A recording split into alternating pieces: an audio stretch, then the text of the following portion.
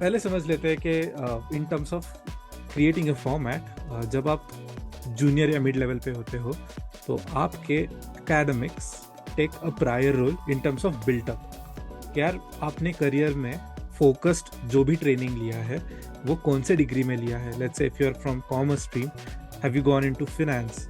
Let's say okay if you are gone into finance, आपने कौन सी डिग्रीज परस्यू की, have you done MBA in finance, have you done CFA or any other professional course for that matter.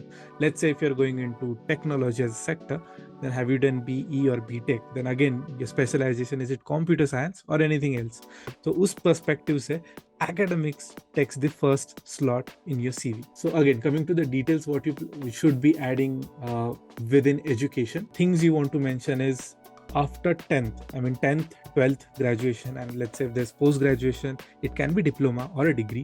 You need to mention the year, which institute you have gone to, which specialization you have done, which program you were enrolled into, and lastly if you have good numbers in terms of let's say percentage, CGPA, whatever, तो आप numbers भी add कर सकते हो। But again मैंने personally ये recommend किया है कुछ लोगों को जिनके मार्क्स काफ़ी ख़राब थे, they were between 40 and 60%, कि यार ऐसा है तो maybe don't add your marks, चल जाता है। But what matters is your degree and specialisation, they play a pivotal role. और अगर आप टियर 1 कॉलेज से हो, let's say if you are from IIT, IIM, NIT, तो आपका कॉलेज का ब्रांड नेम भी काफ़ी अच्छा इंप्रेशन लाता है आपकी CV पे। So that's it about our first section. Second section we want to talk about is your academic achievements. You can start first with your certifications, either professional or else they can be Google Analytics, Coursera, EDX वाले certifications भी, those are also helpful, they also create an impression. Now coming to next section, that is work experience. Work experience शायद freshers के लिए irrelevant होगा,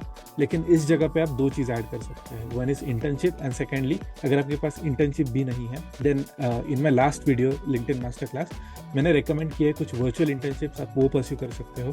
अगर वो भी नहीं है तो इन दैट केस आप ग्रेजुएशन के लास्ट ईयर में ना एकेडमिक प्रोजेक्ट सबमिट करते हो, विच इज़ कंपलसरी।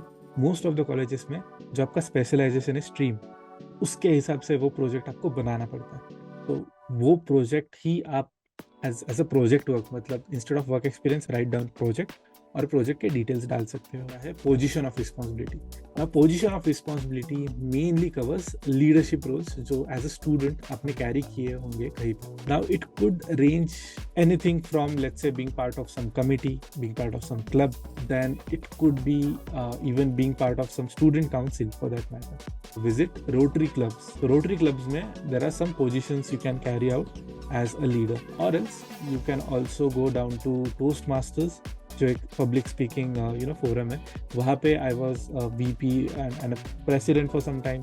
तो वो भी एक पोजीशन ऑफ रिस्पॉन्सिबिलिटी हो जाती है जहाँ you have taken up some leadership. And now the next point I have is extra curricular activities outside academics, जो भी अचीवमेंट्स किए हैं। अच्छा, अचीवमेंट्स भी छोड़ दो, इस सेक्शन में तो आप पार्टिसिपेशन भी लिख सकते हो। For example when I was writing my own extra curricular, उसमें तो मैंने यही लिखा था कि I am running a YouTube channel on mentorship, productivity, growth etcetera. Then मैंने ये भी लिखा था कि यार मैं एक मैगजीन में मेरा आर्टिकल पब्लिश हुआ था, इंटरनेशनल मैगजीन था फाइनेंस का, तो वॉलंटियरिंग के ऊपर एक आर्टिकल पब्लिश हुआ था। Then I used to volunteer, I volunteered with around 4 to 5 NGOs till date. Similarly अगर आपने किसी भी हैकाथॉन में let's say athletics, sports quizzes, non academic quizzes and other stuff, जो भी हो, अगर किसी में भी पार्ट लिया हो, please make sure that you mention it over. So that's it when it comes to the junior or mid level वाला CV. अब आते हैं